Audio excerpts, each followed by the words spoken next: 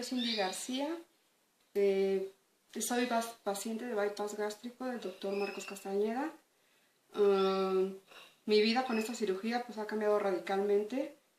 Soy muy feliz. Ahora sí puedo decir que soy feliz porque por experiencia puedo decir que el gordito Félix no existe.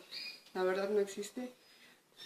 Busqué en muchos lugares esta cirugía y nadie me dio la confianza que me dio con el doctor Marcos Castañeda, que ha estado muy al pendiente de mí. Tengo 2 años y medio de cirugía.